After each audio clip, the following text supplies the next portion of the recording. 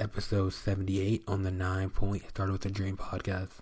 Welcome to 9 Point Started with a Dream podcast. Our goal is to showcase the stories of athletes and the community that supports them by being authentic about their journey. Here's your host, Jacoby Gillum. Hey guys, welcome back to the podcast. I'm your host as always, Jacoby Gillum. This episode we have Michelle Ruzzi, and what I'm learning through this podcast and through sports in general is just that you can always find someone that has been where you've been or is where you want to be.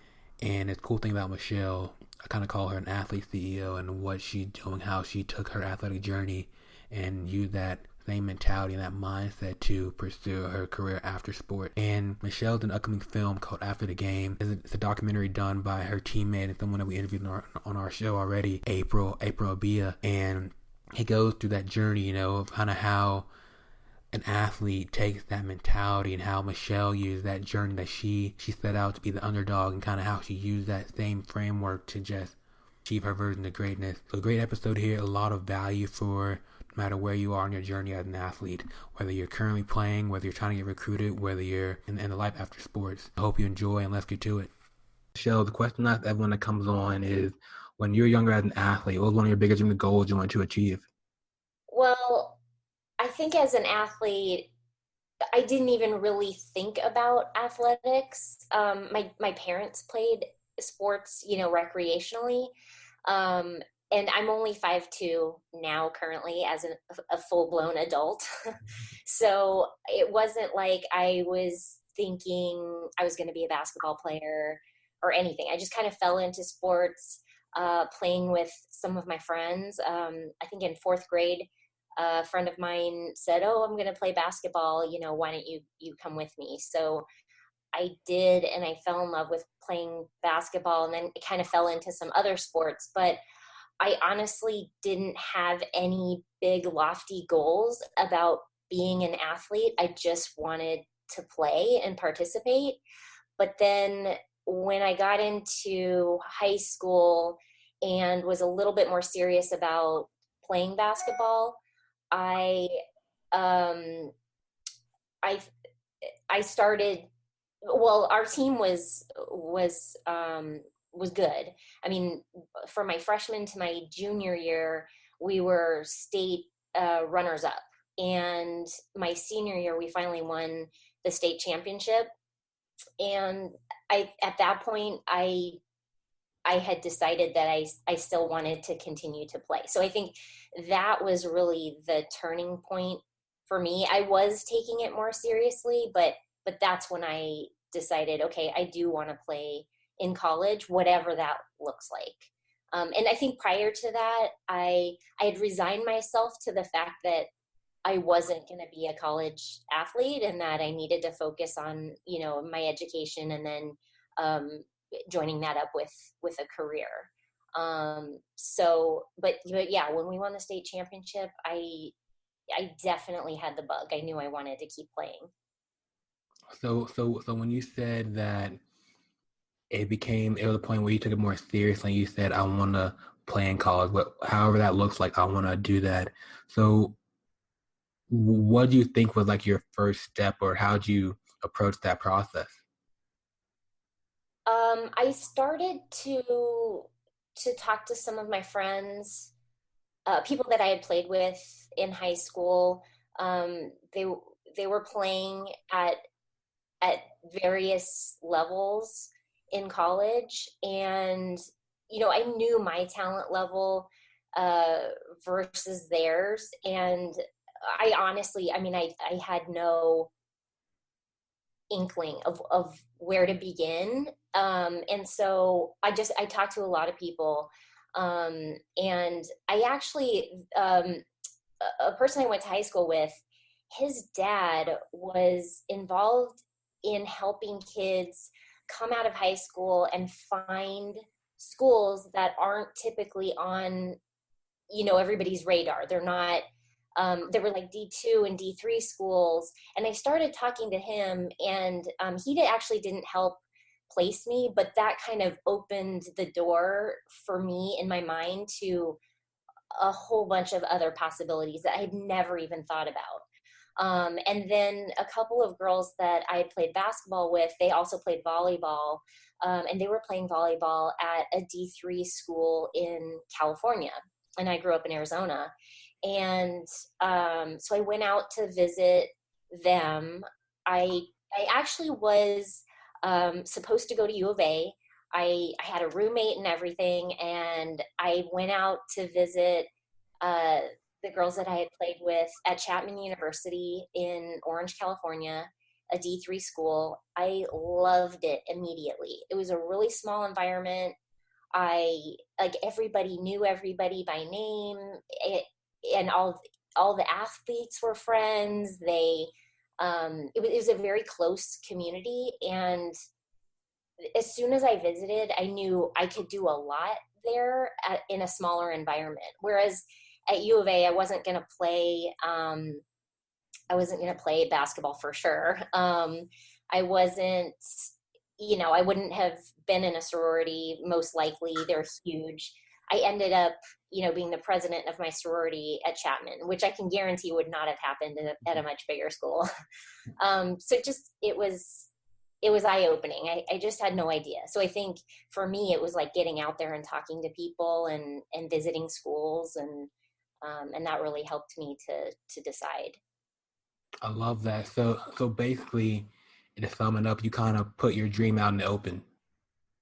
Yeah, I did. And I mentally committed to it for myself too. That was the biggest part. So you were a 5'2" guard. So what was your game like? Were you scrappy? Were you like the floor general? What was your style? It totally evolved. I think in high school, I was always a point guard, and looking back, and I think I knew it at the time too, but looking back, I don't think that was truly my natural position. I think I am definitely more of a shooting guard, but even still, that's kind of small for a shooting guard. So they always wanted to put me into a point guard position. So I did always play point. And in high school, I definitely wanted to shoot, but we had a 6'4" post player and who was going D1. So our whole game strategy was to get it into her. So, that kind of limited shooting for some of us, unless you're a really awesome shooter. But the 3-point game was definitely my strength. So, but then as I got into college, it was a whole other level of intensity and just, pushing outside of my comfort zone and playing with different talents that I really had to, and it took the whole time I was in college to grow into a leadership role where I was more of the floor general. And I may have done that in high school, but I really remember it clearly in college that was my role. And I was, at 5'2", I was probably faster than most people. And so I had the conditioning down right. And I had to be a little bit more scrappy. I've never been like a talent player. I will work my butt off. And I think that's the thing that's kind of carried me through my athletic career and then also into my professional career and just in life in general, is that work ethic. And I have that kind of stick-to-itiveness, even though I probably stick with it longer than I should, but that's actually worked out for me, overall. So just kind of sticking with it and then rallying the troops. I think I'm probably more of a hesitant leader, but when I have to do it, I can definitely step up. Kind of going on that when you said that your work ethic and you will stick things out. I've heard that a lot. I know like myself and too, like I'm the same way. What do you think gives athletes that mentality, or how do we build that, do you think? That's a good question, because it's like, is it is it always there, or is it something that you develop? And Yeah. it's probably a little bit of both. I think for most people that stick with athletics, into college and beyond, it was probably there the whole time. Um, but I think when you're playing sports, you're in this little microcosm where everything is sort of it's like it's a little shorter of a time period, so you can kind of test different strategies, and then you can see the payoff, right? So whether it's just in a game or in a season or in a 4-year high school career or a 4-year college career, like you can kind of see the beginning and the end. Whereas in life and in business, sometimes things take even longer to develop. So but when you're playing sports, you see that payoff of sticking with things, even though it is a shorter time period. So I think you get a taste of that success or the reward for sticking it out, and then it makes you hungry to do it again and again. I love that. I know for me personally that I want to see results now. And I know, like, if I go to the weight room, I know I can rep out something and feel stronger. In business, you can't do one thing and sometimes you can't really see the results that you want automatically. So how did that basketball career go? Because I know we have a cool film coming out later on, featuring you. So how was it, now going to Chapman and being the floor general? So that was like one of the hardest things I've ever had to do. Just as a 5'2" player. Um, I was, like I said, I really was, I felt like out of my comfort zone, and playing with players um, who were really good and had a lot of natural talent. Um, so I definitely had to work harder. It was there were a lot of people, on the team, and um, I was I I was getting beaten up in practice, like really for the first like 3 years that I was there, which it was most of my college career. But and it was a fight for playing time and a starting position, but I stuck it out. I mean, every year I wanted to quit. It was hard. I was like getting beaten up in practice, and for a while I felt like a practice dummy. But I loved the team. I still loved playing, and it just wasn't in me to quit, even though I always thought about it. Um, so I stuck with it. I talked to the coach, probably not as much as I should have. Now looking back, I wish I had talked with her more. But I do remember one thing she told me was, you're a really good all around player. You're strong in all categories, but you're not the best at one thing.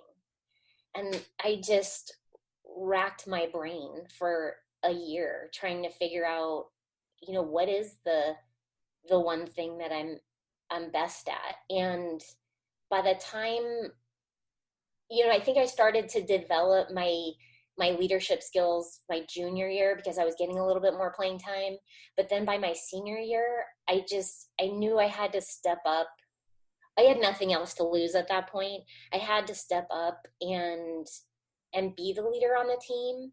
Um, and it turns out that was the one thing that I could bring at that time better than anybody else on the team. So it turned out that was my skill. And so by the time my senior year came around, I earned the starting position. I was getting playing time. We had a great season, and we were we almost made the playoffs, and we had made the playoffs my freshman year and then just got killed in the first round. But so we almost made it my senior year too. So it would have been a pretty sweet story to say that we made the playoffs, but we just missed it by a hair. So, but I felt like it really paid off. And actually now looking back on it, I learned so much in that experience. And the girls that I played with are friends for life. And even if we, hadn't talked in a few years, when we do get together, it's like no time had passed. You went through so much with them that you know what they're made of, and actually I do a lot of business with girls that I played with, and they're all successful now in the things that they're doing in life and in business. And when you do business with players, and even other athletes that you didn't play with too, but people you played with, you know that when push comes to shove, you know what they're going to do, right? So you know that they are going to take care of business, they're going to make it happen, or maybe they're not, but you know what to expect. And it's a whole different level of understanding than just, doing business with somebody you don't know, or that, didn't play college athletics. Basically, it's almost like athletics is like its own fraternity and sorority in one. Absolutely. Yeah. Even more so. I mean, it goes even deeper than that, because I was in a sorority, and I ended up, being, so my senior year, I was president of my sorority and starting point guard on the basketball team. And I had to make concessions on both sides, but lucky for me, our coach allowed me to miss some practices to attend some sorority functions that I had to be at. And also I had a really great internship, so I had to miss some practices for the internship as well. So I had a lot going on my senior year, but I was able to do all of it by that time. By that time, I had a little bit more leverage to negotiate too. I can't say that would have happened any of the years prior to my senior year. So it helps too to have a starting position. But so I always joke that I paid for those sorority friends, and I keep in touch with more of the basketball friends than I do the sorority friends. And that's not putting anything down for sorority, because I got a lot out of that as well. But it is like a fraternity sorority, but it's like a whole deeper level. So going on the part where you said, you were doing all these other things and you had to really figure out how to balance it. Can you talk about more about that? Because I know for like for me, my junior year, I had a great internship as well, and I had to run track. And I was at the point where it was like, all right, I'm not the best sprinter on the team. I may not score at conference XYZ. So like maybe I need to leave track and field and focus more on academics and the life after sports. So I did that. So I quit. And hearing your story, I'm like, man, what if I would have negotiated and said, hey, I want to be the best in both spots, how can I do it? Yeah. And that's a hard thing to do, right? I mean, the negotiation part is hard because I didn't really know where I stood, right? And I had to do that negotiation before I had truly earned that starting spot.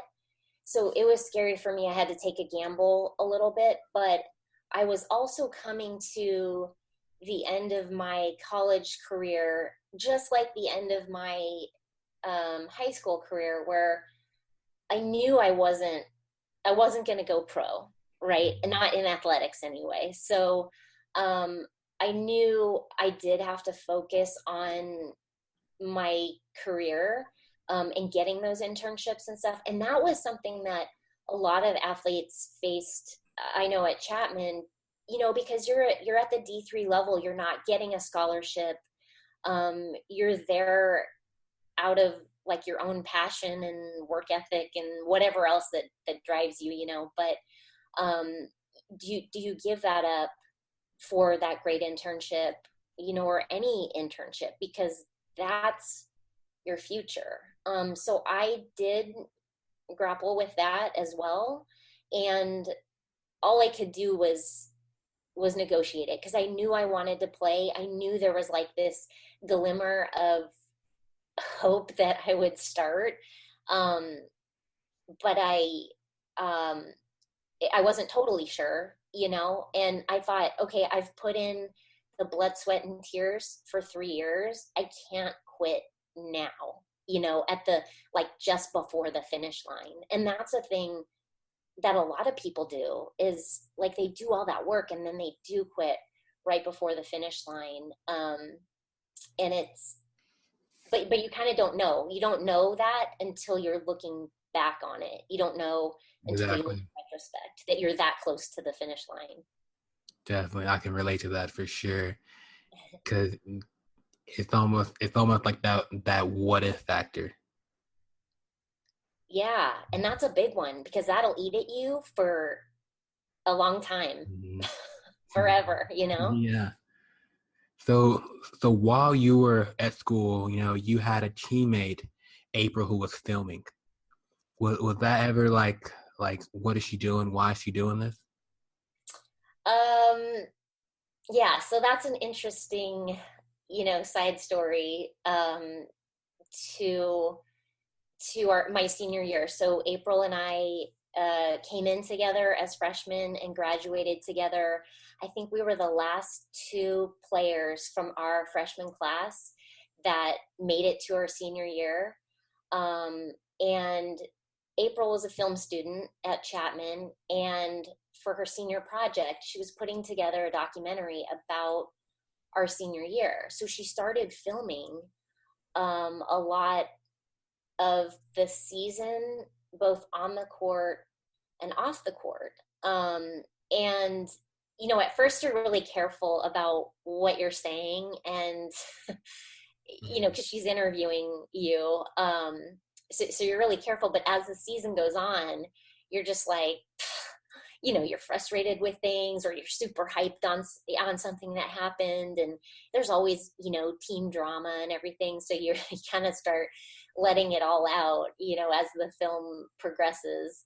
But thank goodness, April is really good about probably leaving a lot of that out of the story.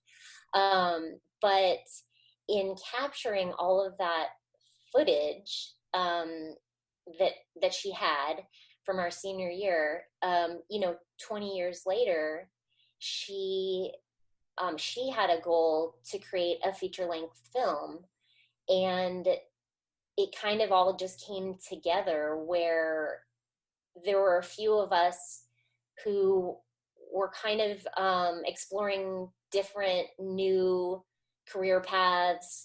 Things were changing in our lives, and it all kind of tied back to our time playing together and just athletics in general. And so it made sense that was the subject matter for April now 20 years later.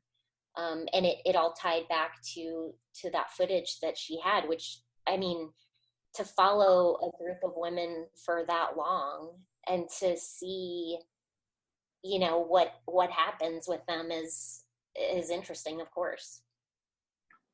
I love too about the story. Like, I don't, when I interviewed April, it was how she was describing the characters, right? And then like your story, right? You're the senior who's trying to earn that starting lineup spot, and now she's using those same leadership abilities to lead a company. And I think that's so cool about your story, because there are a lot of athletes that don't go pro in their sport. But it's like, how do we use those same traits and characteristics to lead in our pro in life? So for you, what does that feel like now when you look back on that athletic career to what you do now with your company? it's scary how many connections there are, and actually being a part of the film really forced me to step outside of myself and look at those things.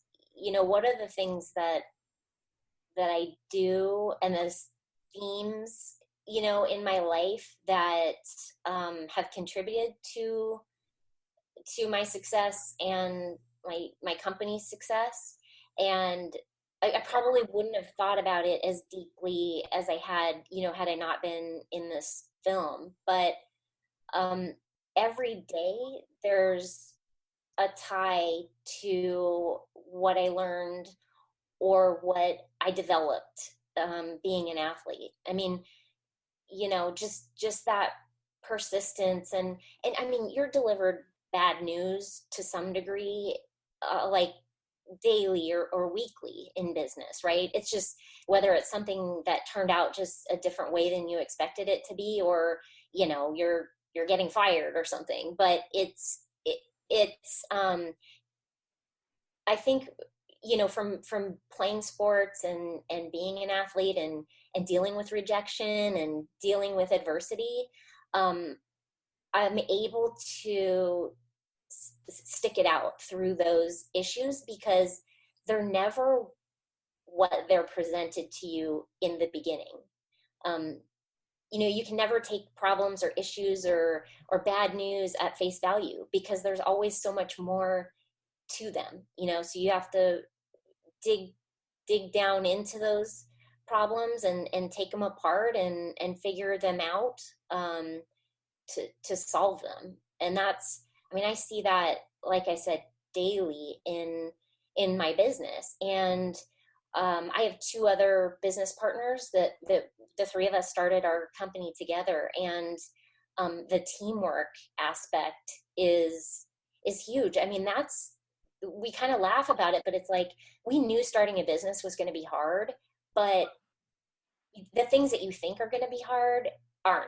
And the hardest part is dealing with partners and teammates and stuff. And I never thought about that. But then when you look back on your team dynamics in college or high school or whatever, that's always the most challenging part, is everybody brings to the table their own expectations and their own issues and their own goals. And, sometimes yours are conflicting, or you come from totally different backgrounds, but you have that one thread of something in common or a passion, and that's what keeps you guys together. And you have to work through it. You can't just quit.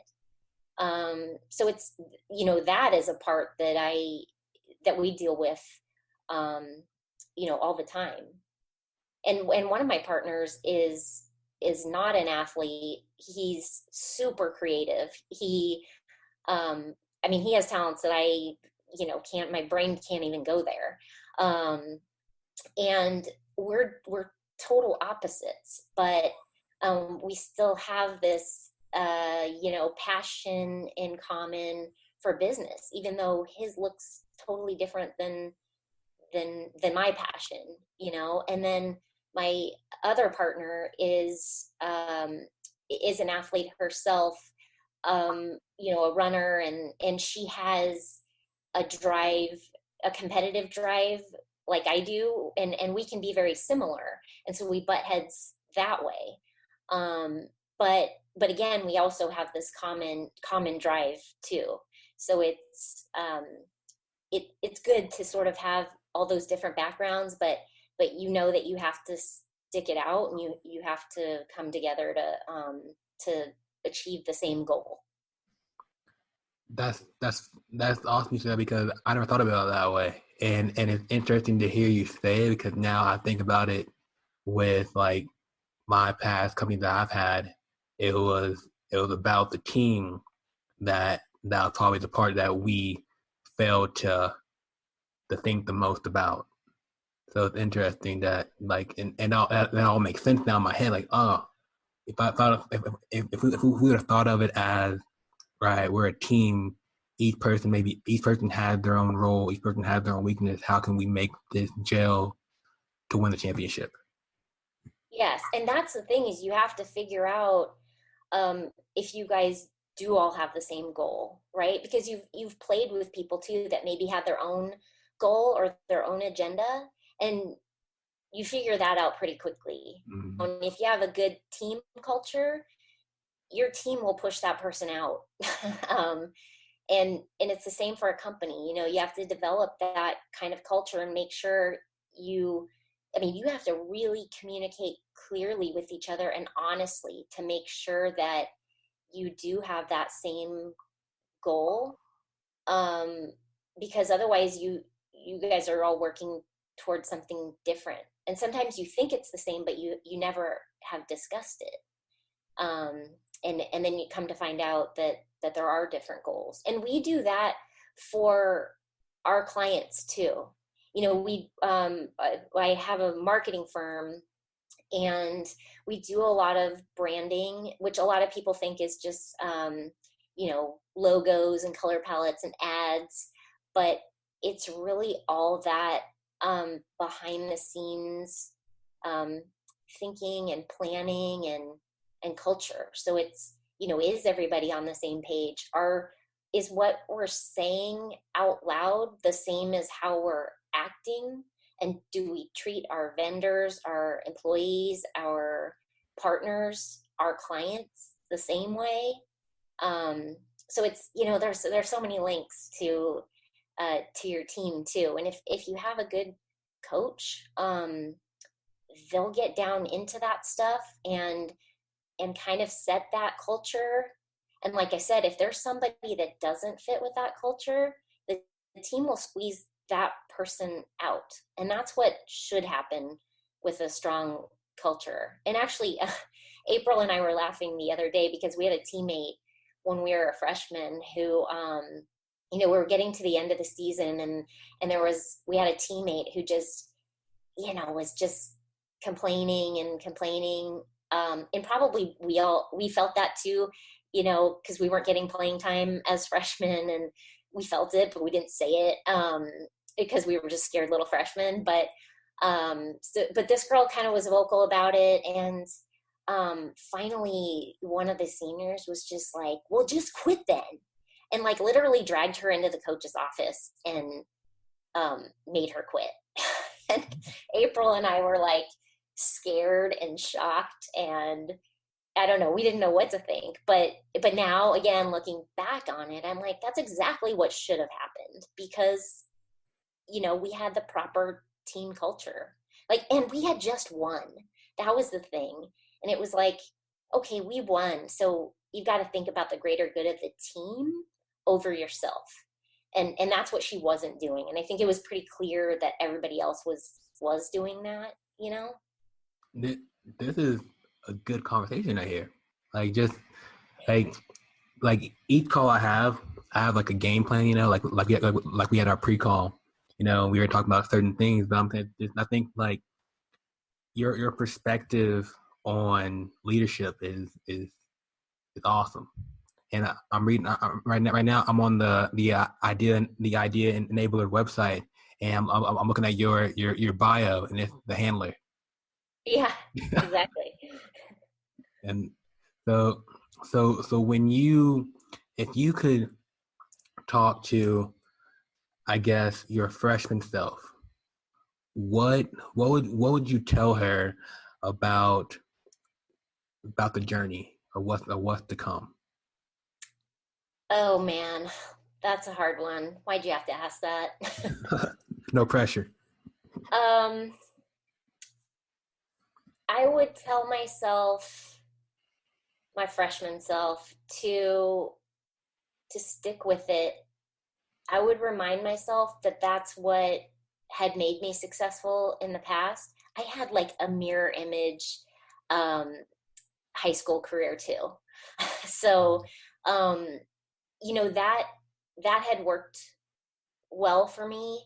I would remind myself that that sticking with it and working hard, and if it was easy, it would pay off, and that if it was easy, everybody would do it. everybody would play college sports, you know, if it was easy. And that's the thing. I mean, I stayed with it when people with 10 times my talent dropped out because they just didn't have the right mindset, and work ethic, and or you know, it wasn't worth it to them, and they had to focus on a career. I mean, that's fair too in D3, you know. Mm-hmm. But you know, it happens at the D1 level too. It's, Mm-hmm. you know, D1 athletes maybe don't want to work that hard, and they want to be kind of the star of the team, right? So they'll drop down to a D2 school where they can dominate. I mean, everybody has their reasons, right? And then I would also remind my freshman self to always stay ready. And I think that's another thing that has worked well for me in life. And I did do that in my college career too. You know, I did all the conditioning. I did all the weight programs. Like I was ready. And when I didn't always capitalize when opportunity came knocking, you know, you get nervous and you don't always deliver. But luckily for me, I had a few different times where I could, you know, I could capitalize on opportunity presenting itself to me. And that's been the same in my my adult athletic career too, which looks, you know, a little bit different, but I'm still playing basketball too. I have to lower my expectations a little bit just so that I remind myself I'm just here to break a sweat and I'm not here to break a leg. So, but I am still playing. I just finished a marathon too. So well, and that's another thing that I think playing college athletics, you know, helped me with was, and maybe this is a good reminder for my freshman self too, but you will realize a completely different level of what you're capable of doing by putting yourself out there and by, you know, putting yourself into an uncomfortable position, you know, outside your comfort zone again. It's like, and I think our coach did a pretty good job with that, where she's a D1 UCLA Hall of Famer, and she never treated our program like it was a D3 program. I mean, we were all friends with D1 and D2 players, and they were like, we don't do half the conditioning that you guys do. And so I can appreciate that now, that she took it seriously. And for me, it created a whole new set of expectations. And that's why I think like my goals were ever changing and ever evolving.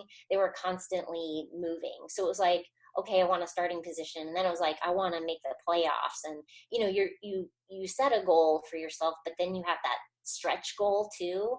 And that's where, you know, by putting yourself into a situation that is outside your comfort zone, you're becoming a completely different person. And I definitely think that our coach did a good job of setting the bar high there. And now too, you know, I'm always trying to learn. I'm always, you know, in my free time, like, you know, listening to podcasts and trying to learn about things that I don't know about, that aren't my strengths, so that if something does come up, you know, in business, I can jump on it and say, okay, I have been learning about that. I have been working on that, you know, on the side. And that's something that I did too, you know, when I played in college, is I was constantly working on myself and my skill level, you know, outside of practice. And part of that was just frustration from like getting my butt kicked in practice every day. So sort of a long answer to that question, but I think I would just remind myself of those things, and that, you know, it'll pay off in the end. It's only 4 years of your life. You can do it.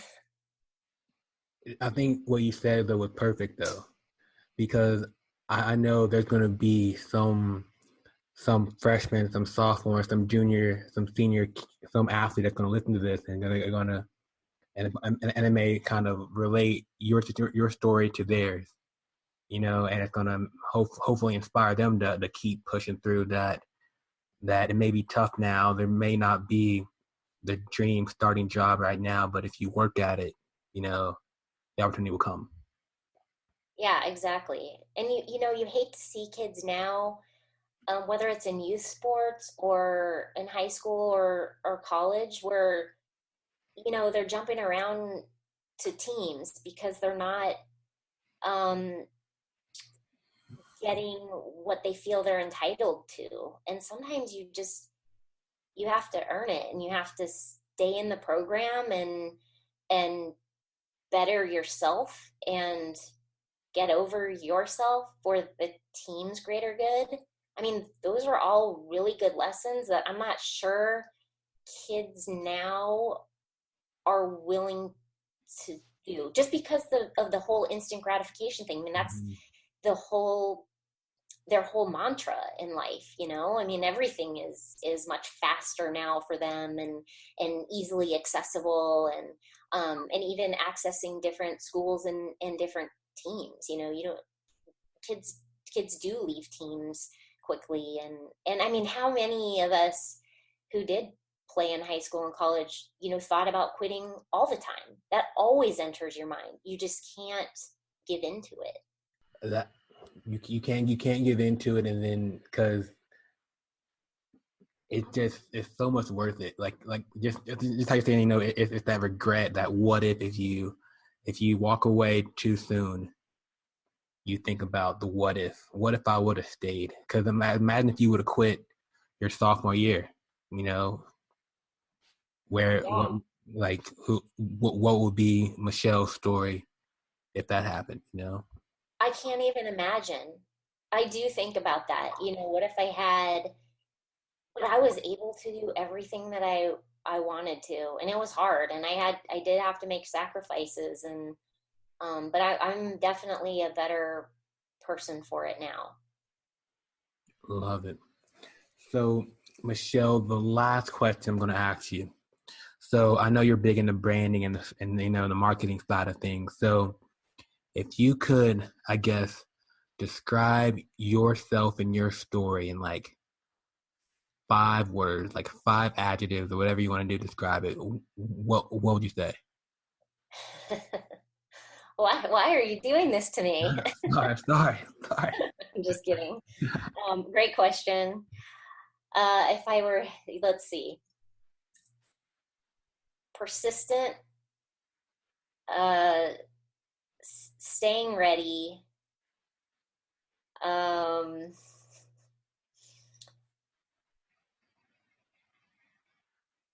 I think a little bit schizophrenic. Okay. Where, depending on the situation, you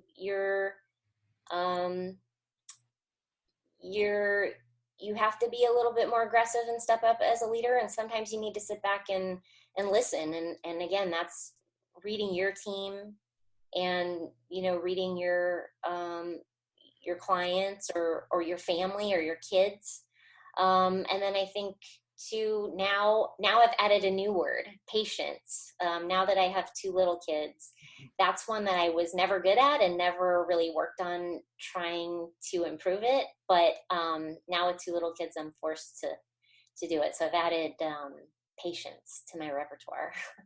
Love it. Like, Michelle, it's been great talking with you, just because I learned a lot from just talking with you, just about your experience and how I can use what you've done to be better for myself. So I hope anyone listening, has gained that same sense of, of knowledge, and just learning from your background. And definitely go check out the film, and do you know when it's going to release?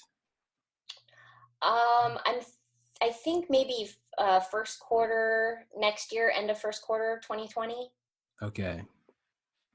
And if anyone doesn't know, do you know you can go ahead and announce name of the film and who and your teammate, just to give them a plug too?